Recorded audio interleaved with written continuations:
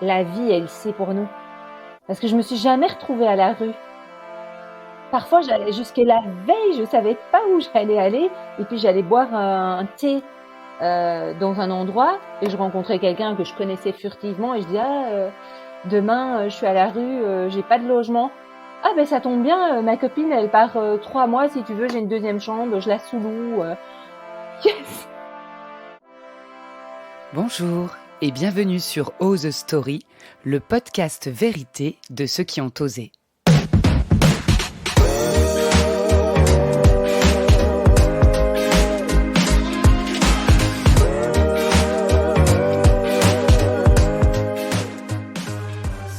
Je suis Camille Chevillard, infirmière depuis 20 ans et fondatrice de l'espace bien-être lyonnais La Colonie depuis 18 mois environ.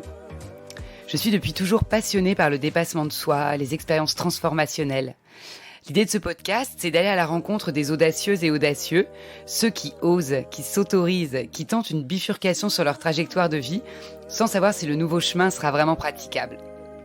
Je souhaite recueillir ici l'histoire du comment et pourquoi ils ont osé, soit une expérience isolée, type thérapie, soit un challenge, soit un changement d'environnement, ou encore un changement de mode de vie, ou une réorientation pro. À travers des témoignages que je souhaite drôles, émouvants et croustillants, nous évoquerons le déclencheur, les peurs, les inconforts, les râteaux, les ressources, les leviers activés pour enclencher et maintenir un nouveau cap. Et peut-être vous fournir à vous aussi la boîte à outils de votre propre Ose Story.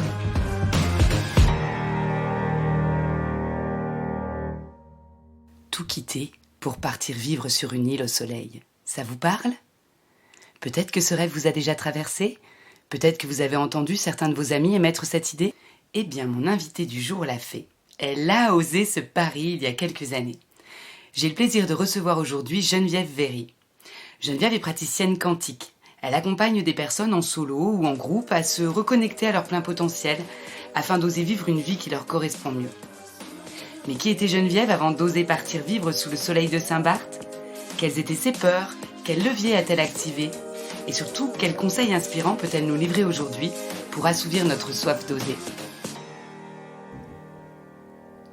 Hello Geneviève, je suis vraiment ravie de t'accueillir aujourd'hui. Merci d'être disponible malgré notre décalage horaire. Comment vas-tu ? Merci Camille de m'avoir invitée. Je vais super bien. Oui, effectivement, on a un décalage horaire, mais avec les ordinateurs, tout fonctionne. Alors donc tu es sous le soleil de Saint-Barth, ma chère Geneviève, et je suis impressionnée que tu aies pu prendre cette décision qui correspond au rêve, je crois, de nombreuses personnes. C'est quelque chose qu'on peut souvent entendre dans les conversations. « Oh, j'aimerais tout quitter pour partir vivre sur une île au soleil. » Raconte-moi un petit peu comment t'es venue l'idée, comment tu as osé. J'ai envie de tout savoir. En fait, je suis belge d'origine et j'étais commerciale en Belgique. Et puis, depuis petite, j'avais un peu ce rêve-là, comme tout le monde, effectivement, de partir. Ou je ne sais pas, mais j'avais envie de partir. Et j'avais des amis belges qui vivaient ici à Saint-Barth et je suis donc venue d'abord, dans un premier temps, les voir en vacances pour voir comment était l'île. Il faut savoir que je ne savais pas du tout où était Saint-Barthélemy aux Antilles. Il y a 13 ans, je ne savais même pas où c'était. Et c'est 22 km². Et donc je me suis dit, bon, je vais quand même aller en vacances dans un premier temps chez mes amis. Et puis je suis arrivée à Saint-Barth et après une semaine, je me suis dit je reste en fait. Tu avais encore un job en Belgique à ce moment-là, j'imagine. Tu avais ton job de commercial. Oui. Donc tu rentres de vacances et ta décision est prise en fait. En fait, c'est même plus que ça. Je suis restée donc 2 ou 3 semaines ici en vacances. Et sur ces 3 semaines-là, j'avais déjà repris un billet retour, trouvé un logement. Et le 27, donc c'était en janvier, et je savais que le 27 avril, je revenais vivre à Saint-Barth. D'accord, donc tu avais 3 mois pour dire adieu à ta vie en Belgique. C'était quoi ta situation de famille ? Je sais même pas en fait. J'étais toute seule, j'avais pas d'enfant, donc pas de conjoint, donc de ce côté-là, j'avais rien à gérer. J'avais juste à gérer l'appartement, tout ce que j'avais en Belgique, vendre des affaires. Et en plus, il faut savoir que je venais d'installer chez ma maman Donc j'avais passé 3 mois à rénover toute une pièce pour en faire un cabinet de thérapie déjà à l'époque. Ah oui, alors t'avais un petit peu commencé quand même déjà t'avais déjà envie d'une reconversion aussi quand même. Oui, en fait j'avais commencé par la formation de Lise Bourbeau Écoute ton corps et j'avais fait 7 diplômes de massage. Ah oui, quand même. Oui, donc moi quand je fais les choses, je vais jusqu'au bout des choses. Et donc j'étais vraiment en formation chez Lise Bourbeau et j'avais installé un espace chez ma maman pour pouvoir faire des massages, pour pouvoir commencer. Et en même temps, j'avais investi un beau budget pour rénover toute cette pièce-là qui, au final, ne m'a pas servi. Bon, mais comme quoi, il faut pas. Enfin, tu vois, ça aurait pu être bloquant. Heureusement que tu ne t'es pas arrêté à ça. Non. Finalement, l'envie de soleil et de partir a été plus forte que ça, quoi. Mm. Donc ton boulot, tu as pu le quitter, t'as démissionné tout simplement ou t'as essayé de te faire licencier pour avoir possibilité de, je sais pas comment ça se passe en Belgique, mais peut-être pour bénéficier de chômage. Non, non, en plus, ça faisait 10 ans que je travaillais pour le même patron, donc j'ai démissionné. Et je savais que j'avais, je sais plus, 1 mois et demi, je pense, à prester. Et puis ça correspondait, j'avais calculé toutes les dates correspondaient. Je rentrais, je donnais ma démission, je vendais, voilà tout ce que j'avais à vendre et je suis partie ici vraiment avec. J'ai fait venir à l'époque quand même, mais je ne ferai plus jamais ça. Je déconseille à tout le monde de faire ça. J'ai quand même fait venir 1 mètre cube, je pense. Mais au final, c'est plus encombrant que... Le mieux, c'est vraiment d'arriver à tout laisser, tout vendre, tout donner et, et changer sa vie complètement là où on va, Ouais. en fait. T'as eu l'impression que ce mètre cube, il était plutôt encombrant et que c'est des choses qui ont peut-être compliqué en fait l'installation dans le nouvel endroit finalement. C'était comme un peu des freins ou des boulets. Bah, déjà, surtout, j'avais pris un grand four, un énorme four que je venais d'acheter. Et quand j'ai voulu le brancher, c'est pas les mêmes hertz. Et donc, il n'a D'accord. jamais fonctionné. Donc, en fait, il a fini à la poubelle. Or que si je l'avais donné à quelqu'un en Belgique, la personne aurait pu l'utiliser. Il était tout nouveau. Donc, Ouais. parfois, effectivement, on veut pas lâcher certaines choses et au final, on peut quand même pas s'en servir de l'autre côté. Donc voilà, premier conseil que tu donnes, déjà plutôt partir léger. Là. Voilà. C'était il y a combien de temps, Geneviève, ce départ? Il y a presque 13 ans maintenant. T'es vraiment maintenant Oui. bien établie à Saint-Barth. Alors, à quel moment tu flippes là quand même? Donc en fait, tu prends ta décision, t'es encore en vacances chez tes amis. Quand tu rentres en Belgique, est-ce que t'es toujours ok? Enfin, à quel moment arrivent des peurs? J'imagine qu'il y en a eu forcément. Mais quand je rentre en Belgique, je suis tellement dans l'euphorie de préparer le voyage, de quitter le travail que j'avais envie de quitter depuis longtemps que j'osais pas, euh, de préparer tout ce que j'avais à préparer. Et alors vers fin mars, je me souviens, hein, fin mars, début avril, là commencent à arriver les peurs. Est-ce que j'ai bien fait? Est-ce que je me rends compte que je vais aller sur une île de 22 km²? Même si j'avais des amis belges, je connaissais personne d'autre, un nouveau job que j'ai pas vraiment exercé, donc les massages, parler anglais, puisque les gens qui viennent ici sont majoritairement américains. Donc ça faisait beaucoup de D'accord. changements en fait. Et là, tous les jours, je commençais à avoir quand même une espèce de boule au ventre ou d'angoisse qu'est-ce que j'ai fait? Donc là, en fait, la solution pour pas écouter tes peurs, c'est de toute façon que les dés étaient jetés. Enfin, tu pouvais plus tellement faire marche arrière. Finalement, les peurs sont arrivées une fois que tu pouvais plus faire marche arrière. C'est ça. Et donc, arrivé là-bas, comment ça se passe? Du coup, tu avais déjà un appart réservé, tout ça, c'était organisé, non? Justement, j'ai envie de raconter une petite anecdote, comme quoi.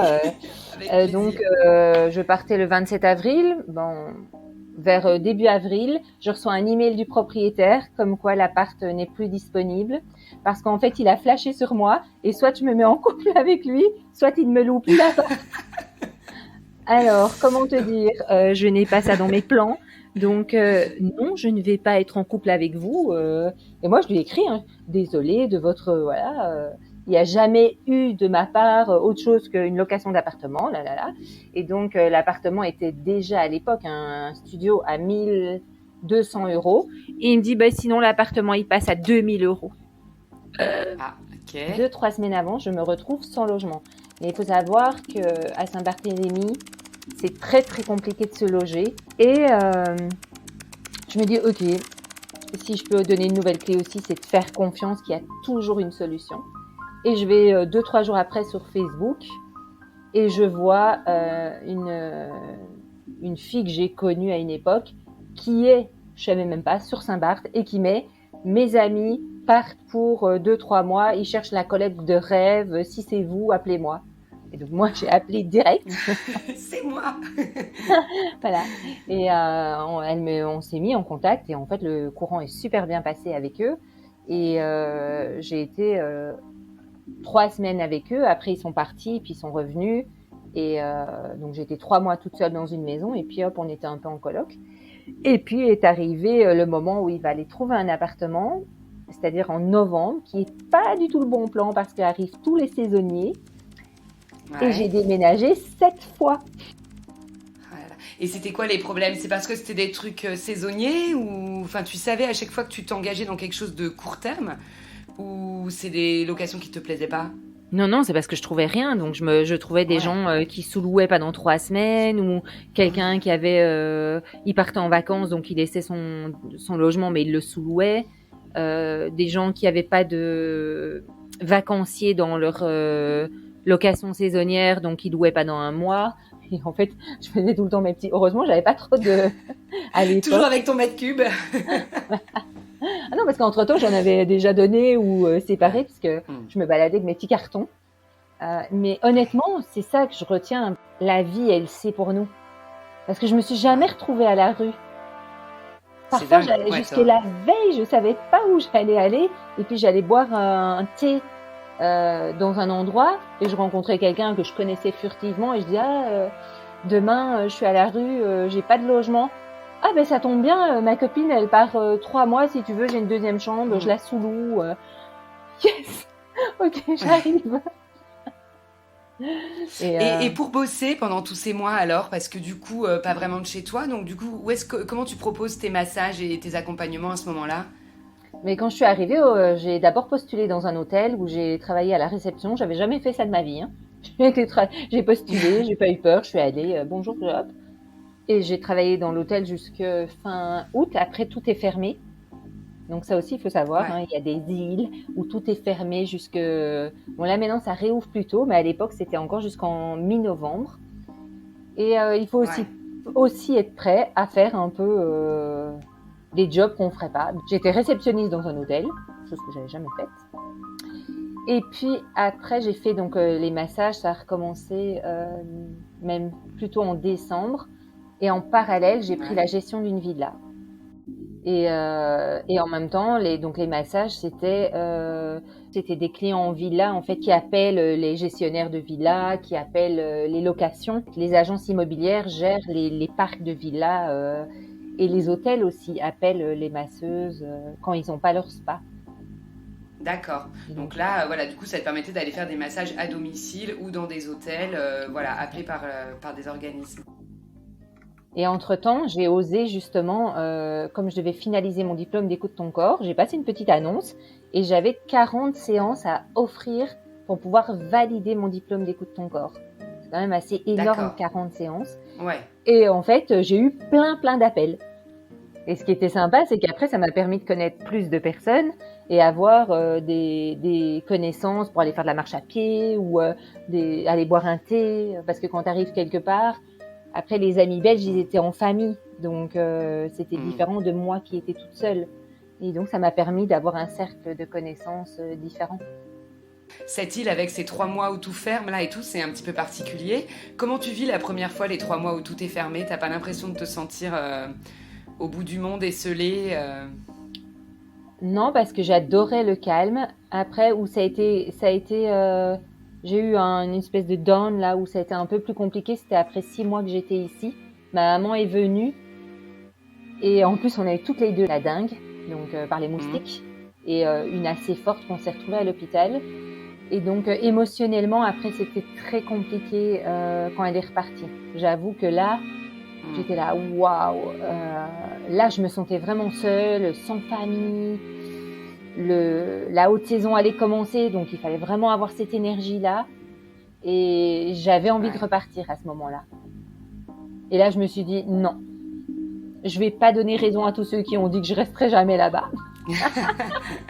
Il n'y a aucune raison que je reparte. Ok, c'est un peu compliqué, c'est un petit creux, ça va le faire. Et en fait, un mois après, quand la haute saison est arrivée, j'étais tellement occupée que j'avais pas le temps de voir passer les moments. C'est marrant comme ton pro t'a finalement permis aussi de rencontrer des gens, du coup de te faire des amis, tout ça finalement, c'est ton boulot perso en plus, avec vraiment ce qui t'animait, et c'est ça qui t'a permis de rencontrer des gens. Oui. Ça, c'est super fort. Et à l'heure actuelle, tu as une communauté autour de toi de personnes qui vivent toute l'année. Alors, à l'heure actuelle, depuis 10 ans, je suis en couple, on a un petit garçon. Il va avoir 9 ans, donc il va à l'école. Donc quand tu vas à l'école, tu as une communauté, tu vois toujours les mêmes personnes. Tu vas au supermarché, tu vois les mêmes personnes. On se connaît en fait, c'est tellement petit. Après, ça a beaucoup changé, beaucoup évolué. Saint-Barth en très peu de temps. Et il y a beaucoup de familles qui sont reparties. C'est-à-dire que quand il n'y a pas le lycée ici, donc les gens repartent avec leurs enfants la plupart du temps. Tu vois, ça bouge beaucoup. Et beaucoup de mes copines que j'avais à l'époque, il y a 10 ans, elles sont toutes reparties en fait. Donc tu connais tout le temps des nouvelles personnes. Tu fais des accompagnements en groupe ou en solo, tout à distance. Tu as ouvert des perceptions vraiment impressionnantes. On a l'impression qu'il n'y a pas trop de frontières chez toi entre le monde quantique et la réalité incarnée. Est-ce que tu crois que pour ces perceptions-là, ton départ, loin de tout, a favorisé cet accès à ces perceptions? Est-ce que tu y fais un lien? Est-ce que tu crois que si tu étais restée en Belgique, tu te serais ouverte à tout ça? En fait, pour être honnête, j'avais déjà ces perceptions petites. Sauf que moi, je ne connaissais pas ça. Et je viens d'une famille qui n'est pas du tout ouverte à ça. Et donc, j'ai l'impression d'être la folle dingue de la famille. C'est-à-dire que depuis petite, j'entends à l'intérieur de moi, donc pas une voix intérieure, j'entends vraiment comme si j'ai une radio en permanence dans mon oreille et que on me donne des solutions, on me dit je rencontre quelqu'un, on me dit attention, j'ai des warnings là. Et moi je me dis mais pourquoi on me parle quoi? Et je connaissais pas tout ça en fait. Et quand j'ai eu 16-17 ans, je pense, j'ai eu plusieurs fois des perceptions auditives, mais à nouveau je me disais mais je suis dingue quoi. Et je peux donner un exemple. Je donne souvent cet exemple, mais non, je vais en donner un autre. J'étais avec des amis à Bruxelles et on était partis boire un verre, et là je devais avoir 20-22 ans. On rentre dans une rue, on pouvait rouler que dans un seul sens, et je sens quelque chose directement. Et je dis à mon ami qui conduit, c'est une arnaque. Je dis, fais demi-tour, quoi. Fais quelque chose. On pouvait pas faire demi-tour. Je fais marche arrière, fais un truc, quoi. Et je vois un jeune plonger sur le coffre. Et en fait, il prenait une arme. Et donc, lui, il fait marche arrière comme un malade. Heureusement que c'était lui. Moi, j'aurais cassé la voiture. Et puis, on part et on s'arrête et on était tous en état de choc et tout. Et les 4 dans la voiture, les 3 me disent, mais comment t'as su, en fait? Mais je l'ai reçu. Tu vois, j'en ai encore des frissons. Vraiment, j'ai reçu cette information. Mais même là, j'avais encore du mal à y croire, tu vois. Et en plus, c'est comme, ça se mettait dans des espèces de cases où je me souvenais plus vraiment que je vivais des choses comme ça. Et je me suis reconnectée à tout ça grâce à un cours de connexion. En fait, je me suis offert ce cours pour me dire, Geneviève, t'es pas cinglée, ça existe vraiment. Et tu reçois vraiment. Et donc, quand j'ai fait ce cours, c'était de la balade. Hein. Moi, je recevais tellement, je pouvais écrire des bouquins en entier, quoi. Ouais. Et t'as su, tu sais, justement maintenant, gérer avec j'ouvre et je ferme. Il y a des moments où j'ai pas envie de recevoir, j'ai envie d'être dans l'intimité du moment en matière que je passe, on va dire, et à couper tout ça, ou c'est vraiment en permanence? J'arrive à ouvrir et fermer, mais parfois, c'est l'énergie qui décide. Et je reçois la nuit vers 2-3 heures du matin, ça me donne des enseignements, ça me réveille. J'ai aussi fait une formation de praticienne en hypnose. Mais pour moi, il me manquait toujours cette autorisation, cette dimension de je reçois et je donne toute l'information. Donc à cette époque-là, je cherchais encore beaucoup avec ma tête de comment je pouvais accompagner les personnes quand j'avais mon cabinet de praticienne en hypnose. Et que maintenant, moi, je fais plus D'accord. du tout ça, en fait. Je reçois Mm. vraiment, la personne vient chez moi, je reçois les informations, je reçois le blocage, j'ai comme un laser et, et c'est très subtil parce que on me donne aussi la porte d'entrée de OK, ça tu peux aller y toucher, même si je vois exactement où est le blocage. Parfois, ça me demande de faire un trajet différent de celui que moi j'aurais envie d'aller directement, Mm. énergie ose, hein, j'y vais, hop, l'énergie qui ose. Et Ouais. puis on me dit non, non, non, elle va pas supporter ça. Mais on me le dit pas comme ça. En même temps, je reçois l'information donc pour la cliente qui est en face de moi, et en même temps, je sens son trajet qui n'est pas le mien en fait. Je sens vraiment comment Mm. je peux aborder le trajet pour elle et qu'est-ce qui va être ok et c'est vraiment chirurgical. Où est-ce que je vais pouvoir bouger? Et c'est ça la magie de ces séances, c'est que je m'ennuie jamais parce que je ne sais jamais ce que l'énergie va m'emmener. Et la plupart des personnes qui viennent nous voir ont un aspect biaisé de leur problématique. Ça veut dire elles disent mais ça c'est mon problème. Mais la plupart du temps c'est pas le vrai problème. C'est le symptôme. Le vrai problème c'est justement d'aller à la source et de voir qu'est-ce qui génère ce symptôme-là. Et c'est ça moi qui m'intéresse. Parce qu'aller traiter un symptôme, on va en réouvrir des autres. Et du coup, on crée des dépendances et les personnes viennent et viennent en séance. Tandis qu'on on va directement travailler à la source, mais ça libère la source de la problématique.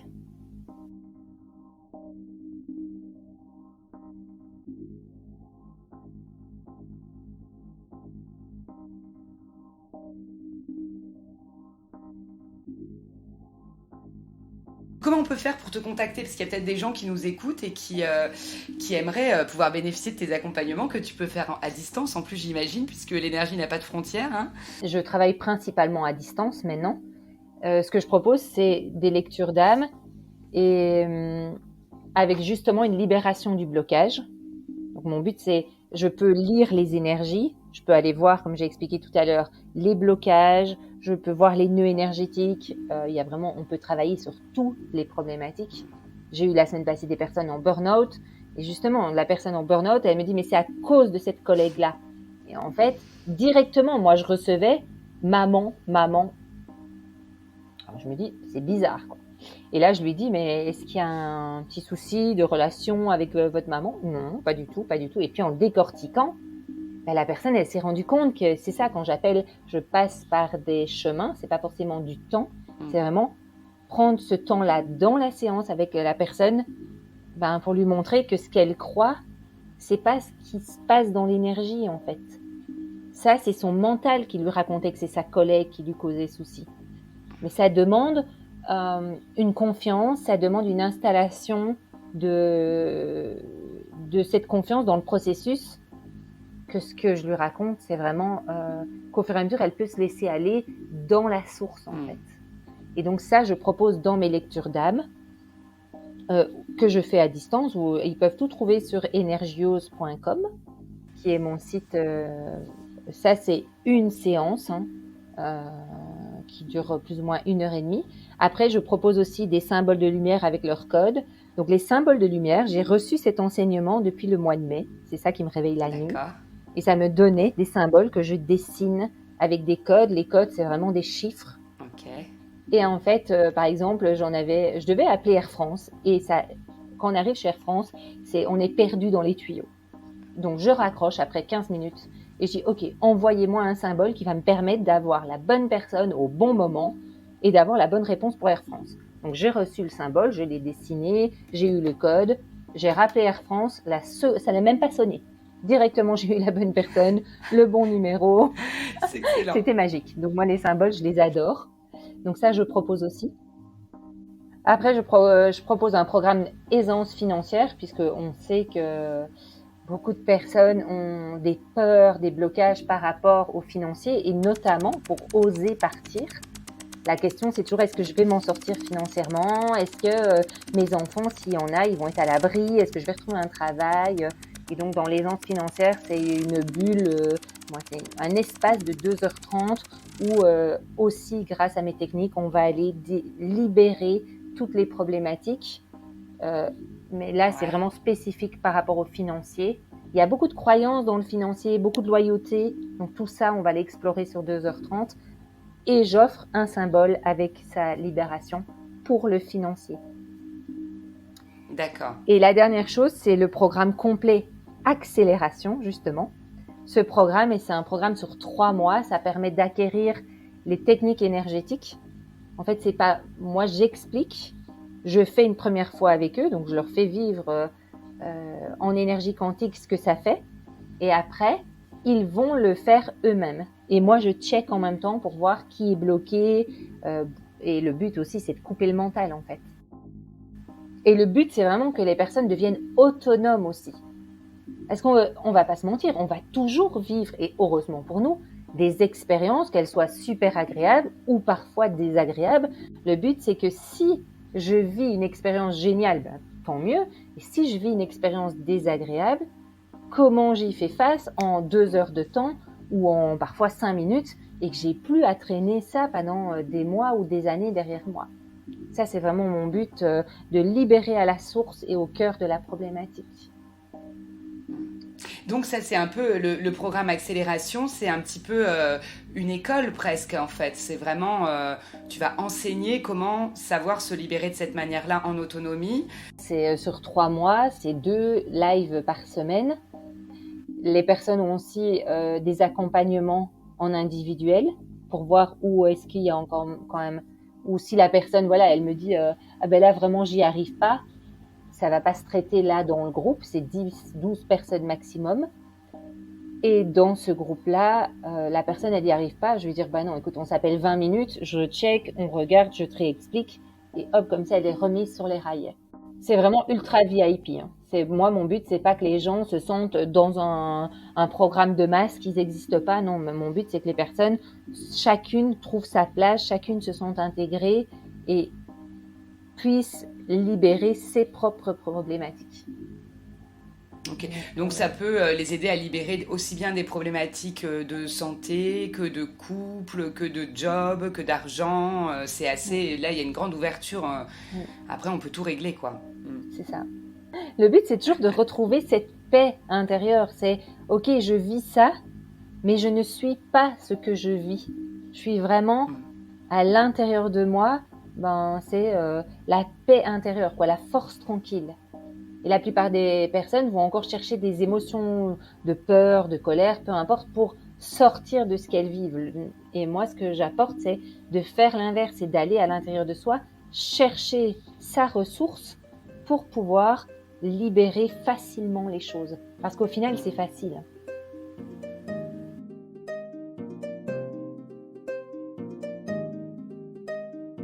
Les nouvelles croyances, tes nouveaux mantras en fait qui font que tu ne te décourages pas, que tu peux te sentir bien partout. Alors, à l'époque, justement, c'était toujours « je ne suis pas assez ». Donc, je ne suis pas assez ceci, je me racontais plein d'histoires dans ma tête. Et aujourd'hui, vraiment, c'est tout est à l'intérieur de moi. Tout est à l'intérieur de moi. Je peux puiser dans mes trésors intérieurs. Je me laisse inspirer pour créer.